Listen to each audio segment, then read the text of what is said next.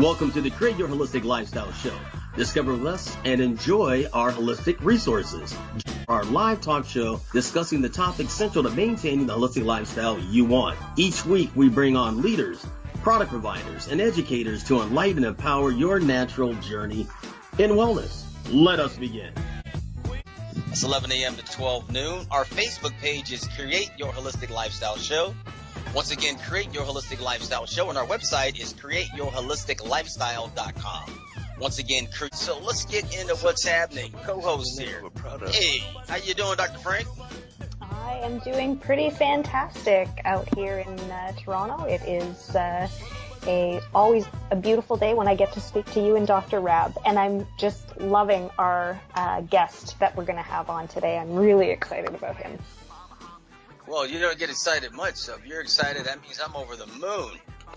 Well, you know, and it was a good conversation that we were having with Dr. Rab. Dr. Rab was, of course, doing his wonderful Zoom call, and you were talking about, growing vegetables in space. And then we were talking about how a lot of foods now, what they're talking about doing is they're talking about being able to grow lettuce or tomatoes or other type of vegetables that actually have a vaccine in them. So they're talking about that for genetic modification. So really great today, tie-in today to our guest who's going to be talking about holistic nutrition and foods from a real perspective. Well, I guess I'm going to have to go through and find who's got the technology to take the vaccine out. I have to start selling that. It's called Eat Real Food. It's this quote-unquote heirloom tomato, heirloom, anything that's heirloom. Well, they're going to get us at the seeds, so you buy the seeds, they'll probably have them there, so everything is going to be convoluted. Well, hopefully what we can do is actually have people having foods that haven't been genetically modified, and they keep the seeds from that, and we'll have, there's supposed to be a storehouse, a warehouse of different seeds that have been collected to keep some of the older foods that we might not be using anymore, and some of the naturally foods that happen. Blow it up. They'll mix a whole bunch of genetically modified. The medical mafia, I tell you, they'll put their lab coats in there, buddy. I'm saying, boom. That just takes so much effort. It's hard for me to be a conspiracy theorist. How much money they'd be saving? I mean, the profits are out the window if they keep you healthy doing that thing. I tell you. But anyway, I tell you.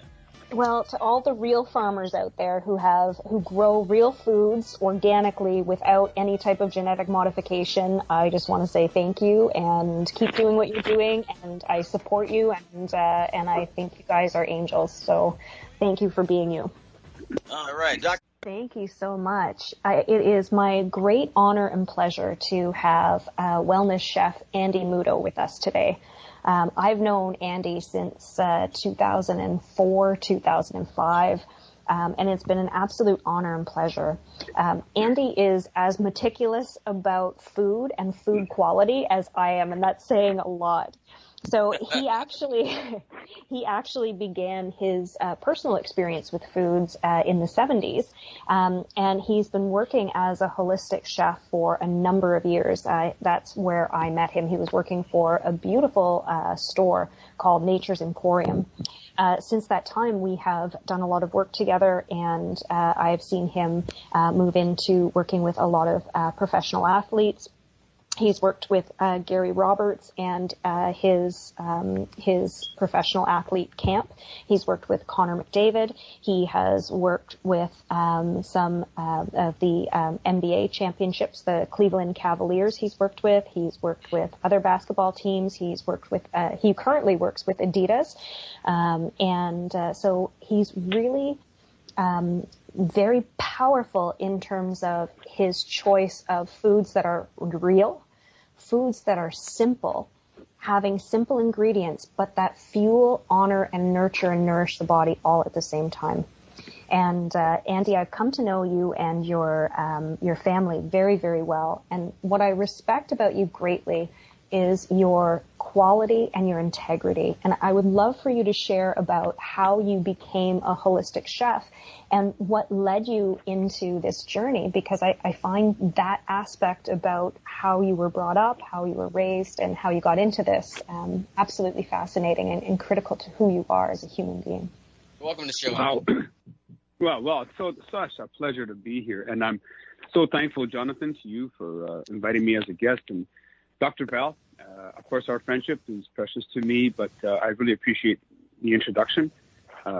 And for as much as I do what I do, I have never forgotten where I come from and who I am. So I was very fortunate because I was raised by immigrant parents who came to Canada in the 50s, but who were born in the 20s. I know that seems like such a long time ago. And they lived through the Second World War in Europe. And it was their approach to food that at a young age taught me to appreciate and respect food, how it's made, how it's cared for, how it's the resources you need to use, how to reuse food without being wasteful. And in our society that I guess has been coined as a throwaway society, it seems so foreign to people to use food and respect it the way they used to. You know, it's funny because I remember, and this goes back even to some of the difficult times in the United States and Canada. If you had chicken on the bone, during times of struggle, let's say, that bone would be clean. You know what I mean, Jonathan? That bone would be clean. There'd be no meat, no cartilage, nothing left. But these days, people, because there's so much, or they think there's so much, they leave it half-eaten, just tossed to the side, That was unheard of when I was growing up. Yeah, and, there's so much work to finish it. Honestly, But if that's the only piece of chicken you got for the day, you better believe you'd be sucking on that bone till there's nothing left of it. Even the marrow would be gone, right? Yeah. And I have a lot of respect for my mom because she had no sisters and she had no daughters. And I never forget this, and I tell the story because it's important to me. One day, I had 3 older brothers, and they were all busy doing what older brothers do. And I was the youngest, and my mom said to me, I need you to get up and help me because we have to make some bread, and then we have to get lunch ready for everybody. And I looked at her, and I said, I must have been maybe 10. I said, Mom, that's a girl's job. I think I woke up 2 days later out of a coma. I think I got beat so bad, I don't remember getting knocked out. But I tell you, I never forgot that lesson. And when I came to, she said to me, this is a family unit. Everybody pitches in. It doesn't matter who you are, what gender you are. I don't care where you're from. You roll up your sleeves and you get it done. And that has stayed with me ever since. And thankfully, it helped me through difficult times. My mom always reminded me that, one day if your wife gets sick or if she decides to go AWOL, who's going to do your laundry? Who's going to cook for you? Who's going to take care of you? You need to be self-sufficient so that A, you can be prepared for something like that, or B, you can be a support to your wife because she's not a slave to you. And lo and behold, so my respect and my admiration of women has started at a young age. My admiration for running a household, being frugal and how I prepare food, I started at a young age. And it set the tone for the rest of my basic life and my career as a wellness chef, because that's exactly the way I approach it now. I use the simple ingredients. I do everything by hand. I don't buy garlic already chopped up. I use fresh garlic. I use fresh everything. And I try to use everything as close to my locality as I possibly can. With regards to, and then as I grew up into an adult and I got married, my wife and I had a child that had special need. And I was taken aback by that because, of course, as a parent, you try to figure out, what happened, what went wrong, what can I do now, And so without making my son a guinea pig, I just approached it from a food perspective because I lost my mom at a young age. I was only 21. So my mind had already been set in what happened to her and how can I stop that from happening to me? When my son was born, I said, how can I help him? Because I couldn't help my mom. She was gone. So through food, through reading books, remember Dr. Val, we used to read books? We used to read books. We still do. Right? There was no internet. You couldn't Google anything. You had to go to books. So yep. I went to books, Still the best. and I went to speak to people from Guyana, from Jamaica, from Trinidad, from India, from Pakistan, from China, from Indonesia, from Canada, from native, or we call indigenous peoples from Canada. I spoke to everybody and asked them about food and their culture and how it supported them and how they helped in supporting the health of their culture. And over 25 years of that experience, I brought that to the fore. And now I've used all that to understand that no matter who you are, where you come from, what walk of life you're from, it all comes down to simplicity, the way that you prepare food, again, using simple ingredients and putting thought and care into what you prepare for people.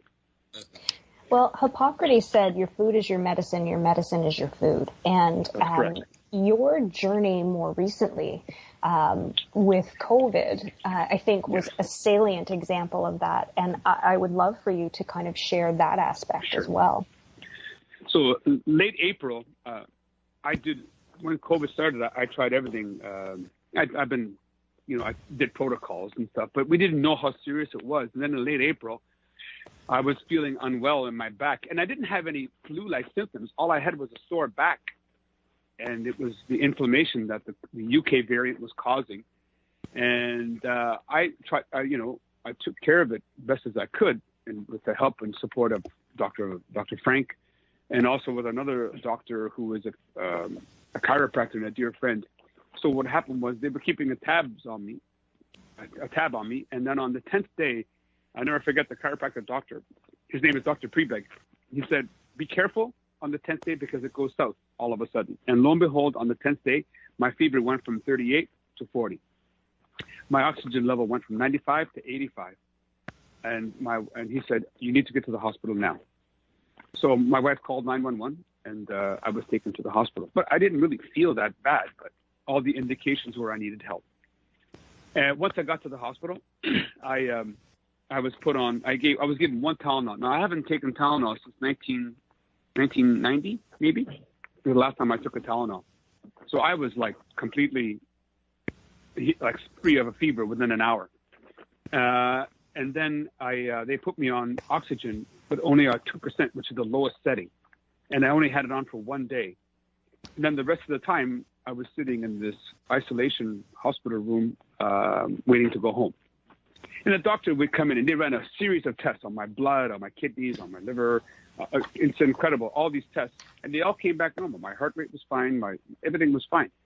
So the doctor came in and sat with me and said, Mr. Muto, you're very fortunate. Based on what you do for work and the lifestyle you have lived over the past decade or more, it spared you all the problems that all the other COVID patients in this ward have. So I had no cough. I had no wheezing, nothing. And it was the fact that I'm not Superman, and I didn't take super supplements. I just was respected and cared for my internals and my body completely without being fanatical, to the point where it was able to fight on my behalf. So, and I've told people say, you got sick, so you take care of yourself. Yeah, but it's true. I did get sick, and we're all going to get sick. Regardless of who we are, we're going to get sick. But the way you support your body's functions, immunity especially, will determine how severe you react to a sickness and how quickly you recover. Because I recovered within days. And afterwards, my recovery was, I have no symptoms, long COVID at all. So I'm very thankful, as Dr. Val mentioned, that living a decent quality life when it comes to food and being mindful of what I put into my body without being fanatical spared me much of what is happening to many unfortunate people who have contracted COVID. And I think that's a really powerful lesson about, first of all, it can be very, very simple. It doesn't have to be complex. And number two, it has to be real food. And we don't take time to think about our body as an ecosystem. We think of it like this performance machine. And I think where you and I see it the most is when we deal with people who live a high performance lifestyle, whether they're, CEOs that are working long hours, or, when we work with athletes, we really see that people are treating quite often their body like a machine, and they're trying to push through. And so I would love for you to expand as well on the work that you do with professional athletes, because I think it's really powerful how food shows up for them, and how that takes their career to the next level. Because again, for all of us who have these high performance lifestyles where we're busy and we're on the go and we want to work hard, play hard, stay lean, and live a passionate life. But those foods are so critical. And I don't think most people know how to do it.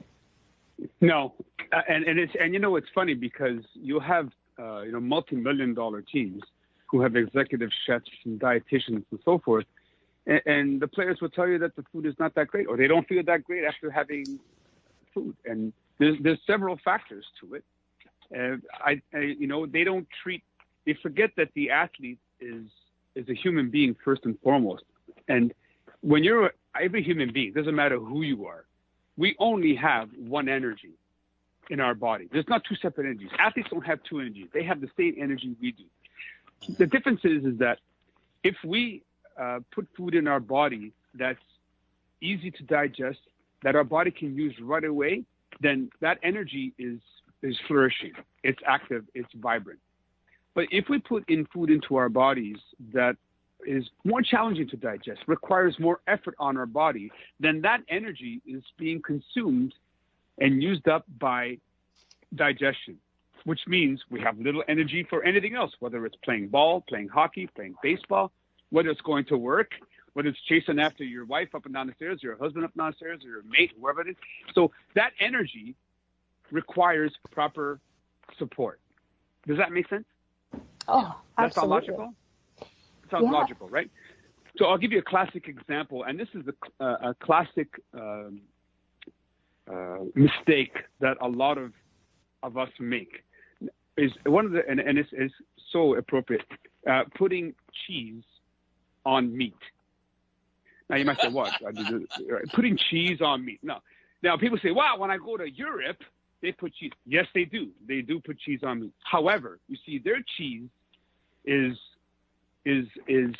produced that day, and it has to be consumed between the first 2 days after you purchase it. After that, it goes off. It goes sour, right? So that is fresh, live product, which is digested easily on meat that is raised on grass its whole life, or pasture its whole life, which means it's leaner. There's not as much fat, but the nutrition is there. So that works there.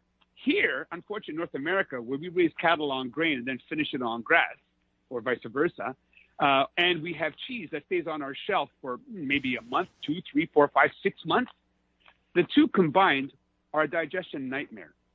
They slow the body down so badly that there's nothing left to give. And then you add on top of that your overprocessed pastas, or your overprocessed rice, or your overprocessed carbs, and then your overprocessed dressings, and you've got a complete digestion nightmare. And unfortunately, this is the kind of food they're also serving on the tables of teams when they come off the court, or come off the ice, or come off the field. It's the same food. Well, and there's such a big difference, as you know, with respect to even the cows and the cattle that is over in Europe, and the type of protein that's in the milk. Course. There's the A1 versus the A2 protein. They have the A2 protein, which is, you know, really we can tolerate it a lot better. Our digestive systems can deal with it better. The A1 casein protein that we have here is just wreaking havoc with people. So yeah, the freshness and the processing, and maybe you can speak to this as well. So many people who are intolerant to gluten here, they go over to Italy, where I know you're from, your ancestors are from, I should say, and they're perfectly fine with the pasta there. Correct. And you know, we were having a conversation about this, and I was fascinated as you really delved down into the processing of food and the packaging of food, and what the difference is. Perhaps you could shed some light on that. Sure. So pasta is the perfect example because, first of all, GMO is not allowed in Europe. It's just not allowed, so they don't have that in their grain. But so in the making of pasta, so pasta is wheat is a commodity. So it's on the stock market, and you trade it. So someone who's making pasta will say, let's get a grain or wheat from this part of the world, from that part of the world, from that part of the world. So the different parts of the world, different grains, different temperatures, different climates, but they put them all together because they're cheaper at some point. And then they grind the flour and they make it into pasta. And then they use a stainless steel machine to process it and to create it. Right? It's a die, and they squeeze out spaghetti, they squeeze out rigatoni, fusilli, penne. They squeeze all the different types of pasta shapes out. But they do it at a speed and at a race, at a pace that is incredible. They can do like maybe 1,000 pounds in a matter of half an hour or more. The traditional way to use pasta and the way that I, especially now, search for pasta is called a single source, which means they use wheat only from one area, whether it's Italy or Portugal, but typically let's focus on Italy. They'll use one farm or one group of farms from Italy, from one region of Italy, where it's all the same wheat. And then when they process it and manufacture it, they use what's called a bronze die, which is a bronze die is what they used to use before stainless steel came into production. But with the bronze die, it overheats very quickly and can crack. So what they have to do it slower, which means the pasta comes out slower, takes longer to dry, and it is more porous, which means it's easier to digest than the over-processed, smooth pasta that comes out of a stainless steel manufacturing plant. So there's even the process of how they do it is affecting. So their goal is to produce as much as possible to make as much money as possible, right? But in Europe, they do things at a slower pace because they're more interested in flavor than they are in over-processing and making a ton of money. They would rather sell 10 at $5, at $8, rather than sell 1,000 at $5. Yeah. There's a different mentality in how they approach food. It's not just to feed animals. They don't look at us like we're animals feeding on a trough. They look at us as people who enjoy food and savor flavors. And that's why, this whole misnomer about healthy eating, I just kind of remove it from my vocabulary, because in this moment you say health, everybody imagines it's got to be, you're only eating quinoa and kale. and sucking on the bark of a tree, or that it has to taste bad, or that it has to taste like cardboard. My goodness, I'll tell you, the Cleveland Cavaliers, they haven't been up here for a couple of years now, but when they came to Toronto, you know what their favorite meal was? Jerk chicken. Oh, and I make wow. now, and I'm not taking credit for this, because I'm even though I spent 10 years in the Caribbean community, I know about how to make jerk. But I use a marinade from Jamaica. It's called Walker's Wood, and it's the most authentic Jamaican spice you can get in Toronto. It comes right from Jamaica. It's not even made here. Jonathan, and they absolutely love it. Yeah. You make a note of that? Yeah. And they absolutely love it. But it's authentic, you see, and it only has like 5-6 ingredients in it. Yeah. So it just goes to show you that the processes of making food are just as important as the way you make food, the way you put it together. Because rather than have an olive oil, which is bastardized and cut with other bad oils, which you can have an amazing piece of protein or vegetable and put a bad olive oil on it, and you've absolutely destroyed it. Or bad butter, you've absolutely destroyed it, and it makes your body feel heavy. People should be eating the athletes I feed. What's that? I hate that feeling of feeling heavy. But eating something and it was wrong. Yes, of course. And once you tune in, your body will tell you once you tune in. Oh, for sure. Yeah, my body doesn't want anything is not live. Like if I wake up in the morning and I have like a shiitake salad dressing, I cut up some cucumbers and some spinach, I'm cool. Like if I go make like an egg sandwich, you know what I mean, or something like that. Yeah, with Hellman's mayonnaise or any kind of. That's not even my body real goes, food. now why did you do that? I should have said Hellman's. Sorry. I don't. In Canada we have Kraft. I don't know. Anyway, whatever. Yeah, we got best whatever. foods out here. Yeah. Sorry. Yeah. Yeah. No offense to them, because they do what they got to do, right? There's a place for everybody. But I'm just saying. But they also have a natural one, which is a fantastic product. They also have another one that's a fantastic product. Well, that's one thing I don't see that often is I don't see a lot of information on people how to make their own condiments. make their own mayo, make their own mustard. I think people need to, if people really knew where to find it, I think they'd do it themselves. Well, and the latest thing I saw was pecan milk. I'm going to try it. Well, and Andy, I would love for you to talk about that because one of the things that when I've had you speak to some of my my patients and when I've been doing webinars and I've had you on as a guest, one of the things you said is like, hey, the food that you're cooking should not have more than 3 ingredients. And I remember you told me the story and said, okay, guess what they did in the old days when they were allergic to milk? Oh, yeah. I love that story. So in southern Italy, we make almond milk, and we use basically 3 ingredients. We use almonds, water, actually 4. Almonds, water, and sugar. That's 3. I can't count anymore. Almonds, water, and sugar. So 3 ingredients we use. We soak the almonds for a few days. We rinse them. And then we crush them with water and we add sugar to it and we squeeze it out and we drink that milk and then we use the pulp to make cookies. Now, I'm not suggesting that sugar is the right additive, but that's how we did it in the past. If you had a problem with milk back in the day, or if you had a problem with coffee, or if you had a problem with any food really, or tomatoes for that matter, you didn't go searching for something else. You actually just stayed away from it. You just did without it. And because of how the mentality we had back then, it wasn't a negative thing to go without. And unfortunately, but in our society today, which is a self-serving society, unfortunately, we can't go without. We can't go without. Oh, you thought about it, you want it. Right. I want it, and I'm willing to do whatever I can to get it. In other words, I'm willing to have some of these, I call them fake milks, that have 10 different ingredients, sit on a shelf for months at a time. It's like, is it any wonder? And research has shown that when you have a lot of the thickeners, which are in a lot of the milks that are on the shelf, it eventually causes disruption in your digestion. It can cause issues. So why would I go from the frying pan to the fire? If I can't have it, learn to do without it, because your body over time may reset itself or can reset itself. I know personally, when I was about 15, 16, I suffered from lactose intolerance. And I left milk. My mom just said, stop drinking milk then. What's wrong with you? Just stop drinking. So I stopped.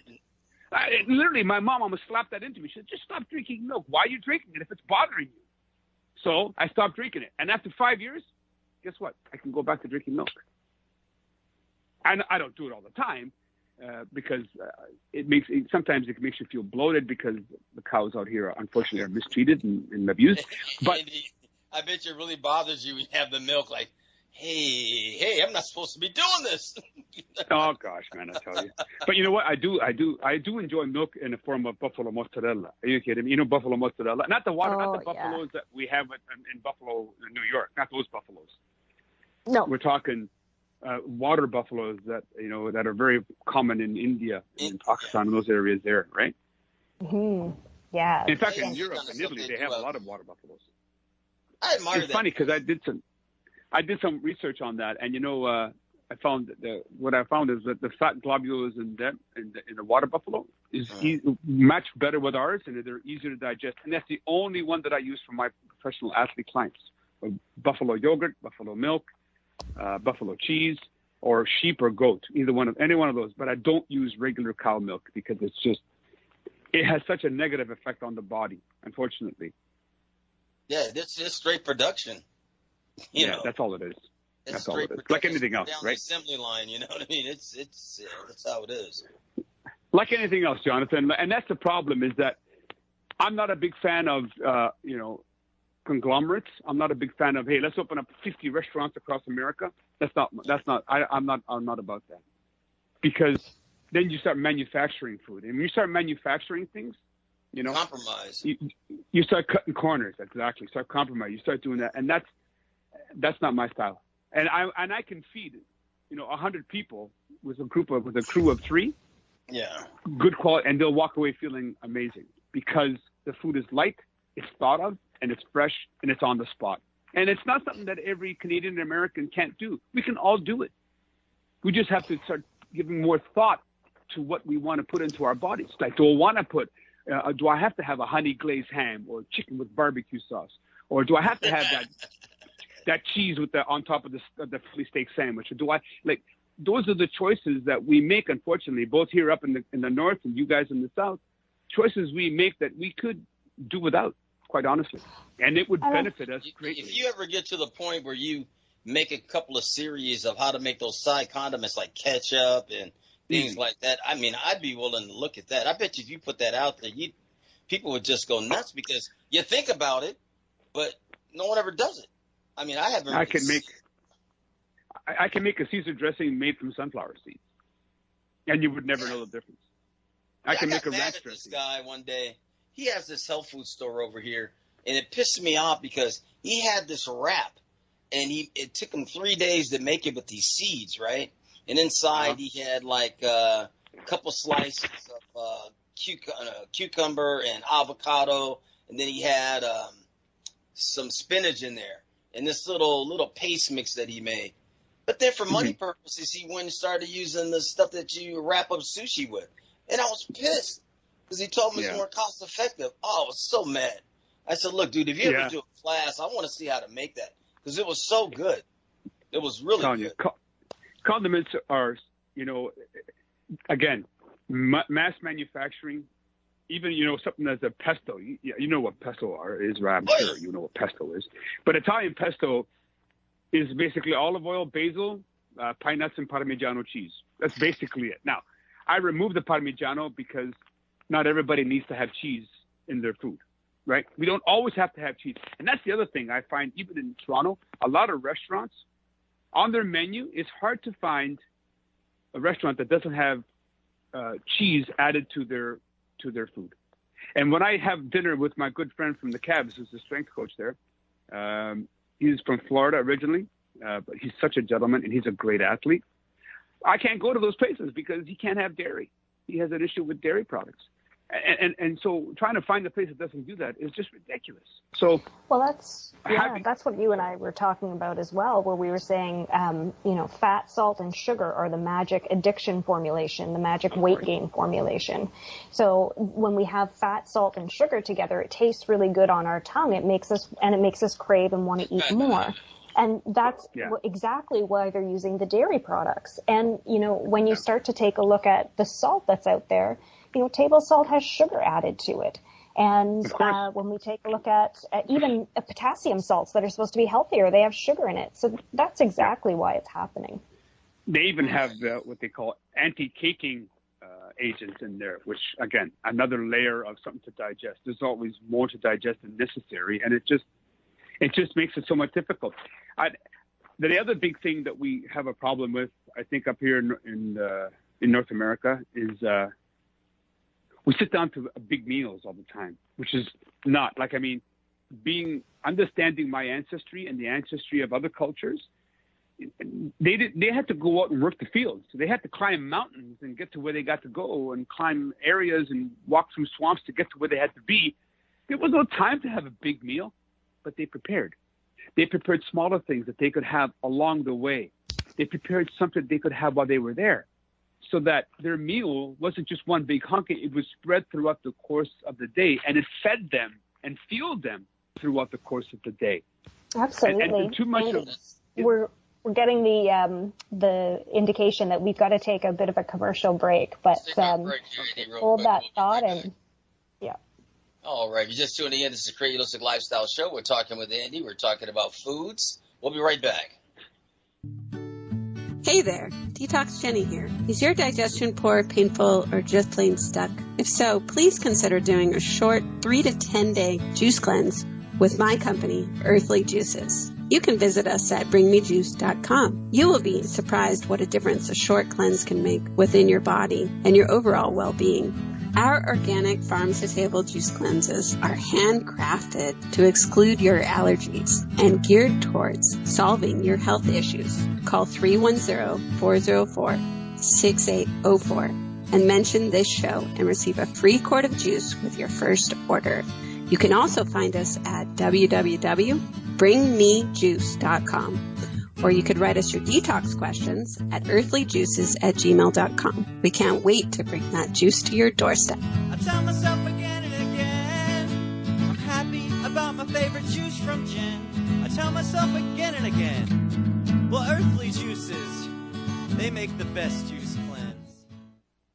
Hi, this is Dr. Nathan Rabb Jr., host of The Natural Way, which you can hear live on InnerlightRadio.com every Wednesday at 9 a.m. Pacific Standard Time and 12 p.m. Eastern Standard Time. On The Natural Way, you will learn about alternative strategies to common medical practices to overcome some of the most common physical and mental maladies in the world today. The program is a live call-in show, so you can engage me by calling 310-928-7733 with your health-related questions. For private consultations, please call my office. That's at 310-419-4372. You can also reach me on the web at Dr. Dr. Nathan, Nathan, Rabb, RABB.com. Be sure to tune in to The Natural Way every Wednesday at 9 a.m. Pacific and 12 noon Eastern Standard Time, live on InnerlightRadio.com. The Healing Frequency. I'm Dr. Nathan Rabb. We see you on the air. Peace.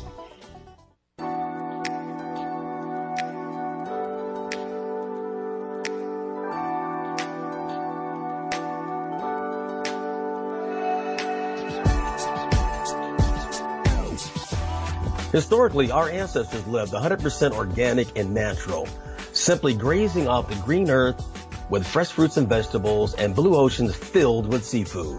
Allowing your mind, body, and soul to be naturally healthy is how we were meant to live during this journey of our lives.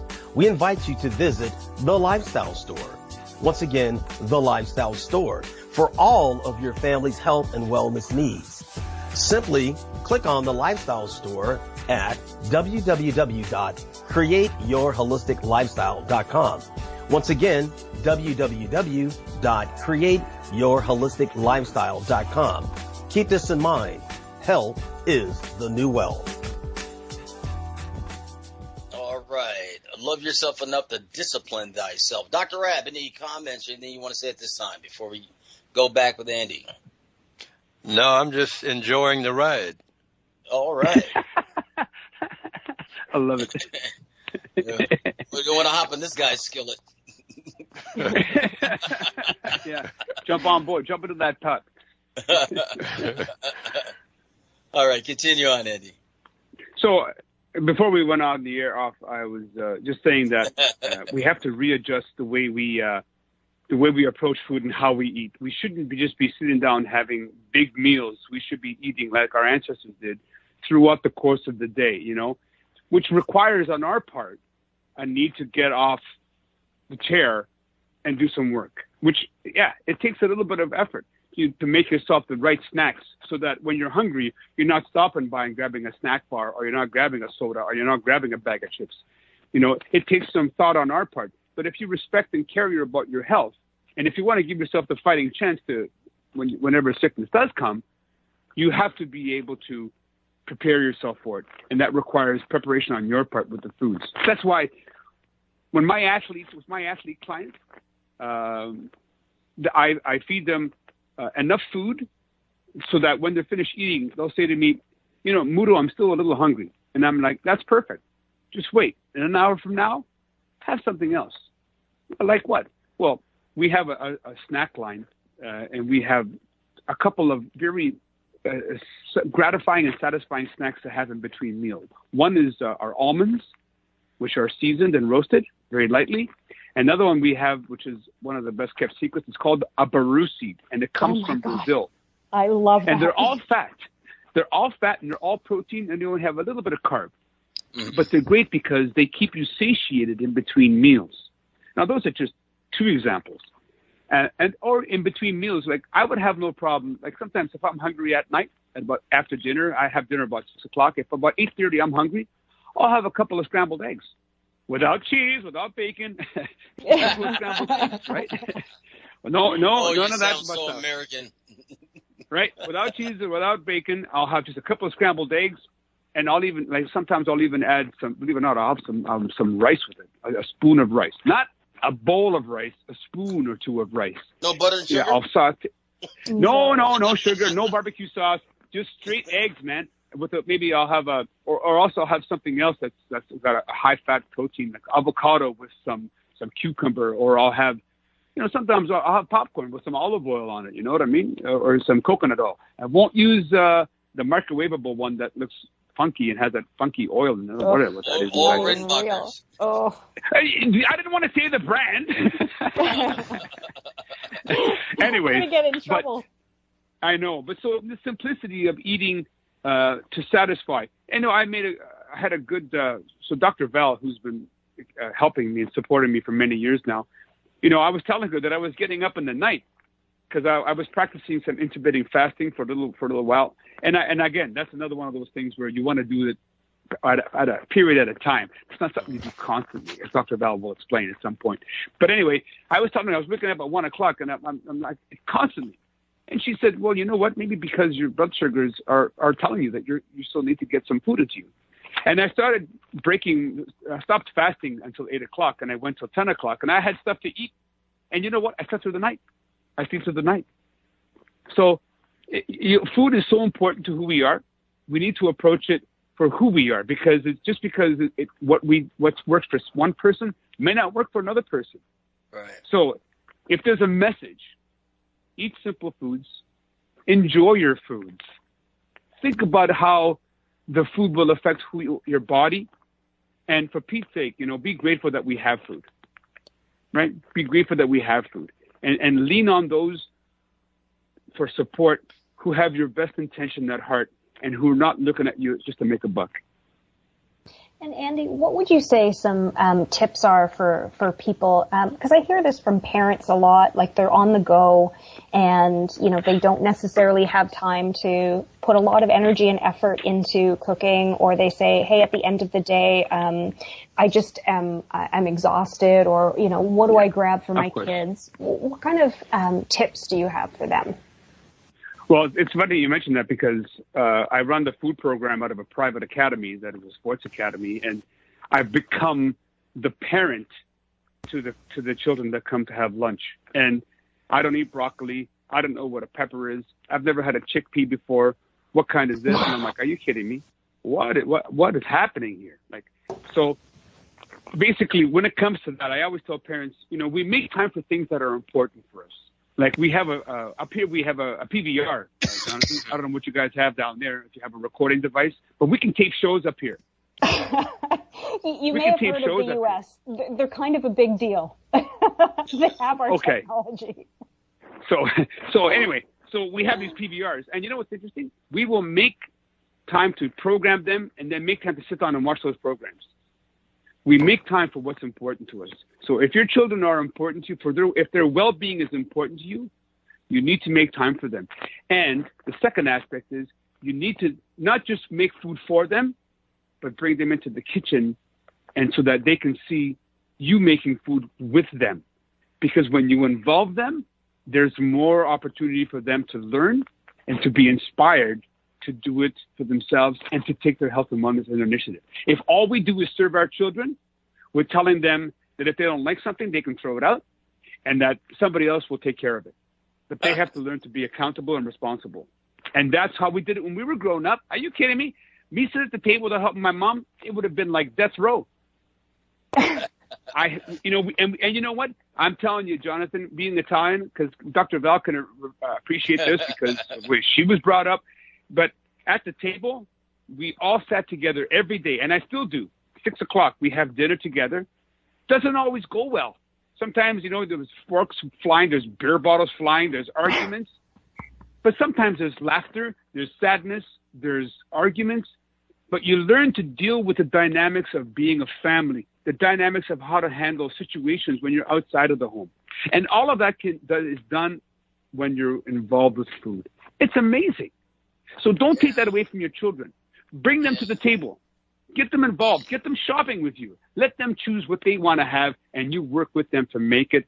It builds their family up. It builds communication, and it builds their health and wellness, both mentally and physically. All right, so you got to give out your contact information. Repeat everything twice, everybody. We've got to close up in about 3 All minutes. right. So you can go on Instagram. It's Wellness Chef Andy Muto. You can go to my website, www.andymuto.com. My contact is there. My content is there. If you need snacks, if you need consultations, if you want to talk, if you want to ask questions, I'm always open to invite people to come and listen to me. So that's at Instagram at Chef Andy Muto, www.andymuto.com. Anytime. It's a pleasure. All right, Dr. Rabb, closing thoughts. Very interesting. Very interesting. I enjoyed it very much, and I could listen to you all day, sir. Well, thank you very kindly. Yes, you really, really good presentation there. And keep up the good work, because we certainly need it. Too many people are eating garbage, and you know, I have folks come in all day with problems, and we have them doing, you know, detox programs and cleaning up the system. And then so often there's somebody say, well, I don't like that, and I don't like the way. Hold up. You came in here because you're sick. And now you're telling me what you don't like. You know, it's like, anyway, isn't it true? Just thought I'd share that a little bit. And you know, I know sometimes people say, well, it's cheaper to go to McDonald's. It's not. I can give you a good, decent meal for $5, $6, $7 Canadian. A decent meal for $6 Canadian, which is about what, $5 American? Well, $4 Andy, American? I think in the long run, it is cheaper to go to McDonald's every day for your meals, because you'll die 10 to 20 years faster. Yes, true. Run through your retirement money, so you knock yourself out. True. You know, you get what you pay for. You know, you get what you pay for. Absolutely. Well, and if I may, one final thing, Jonathan. Right. Don't be afraid to ask questions. When you go buy your food, don't be afraid to ask questions, because it's your body. You have every right to know, what kind of food is this? What kind of meat is this? Where was this raised? What is this vegetable from? Ask questions, because in the end, it's got to go into your body. And when you go into the hospital, if you're sick and you're lying there because you haven't been looking after yourself, they're going to ask you questions. So ask them now while you can, and take care of yourself. Amen. All right. Well, listen, it's been a pleasure here. You definitely motivated me to find out. I think I need to be making my own things on the side if I'm going to use mustard or whatever. I think I need to start learning how to make it myself in little batches so I can run through and keep it fresh. So really appreciate everything that you said today, Andy. We'll definitely get you back on the show. Dr. Frank, definitely. Thanks for hooking everything up today, because this is a great show. Food, hey, we can't go without it. So we're going to dig into the subject a lot more a little bit later on. Then, Andy, maybe get you back on. We'll talk about maybe some things, take things from our fresh garden after it's been grown and how to grow. Maybe we'll cover that one next time. But at this point, we're at the end of the show. Want to thank everybody for coming on this week. We'll see you next time. And listen, get out there, share with friends. Because, listen, you got somebody that loves you. Find out who it is. I do. Well done. Well done. Peace and love, everybody. Well done. Peace and love. Get yourself together. Thank you for joining us on the Create Your Holistic Lifestyle Show. We are a globally hosted show dedicated to sharing holistic lifestyle events, practitioners, products and services, and useful information. Visit our website, createyourholisticlifestyle.com. Once again, createyourholisticlifestyle.com. Of course, our Facebook page is Create Your Holistic Lifestyle Show. We will see you next week. Namaste.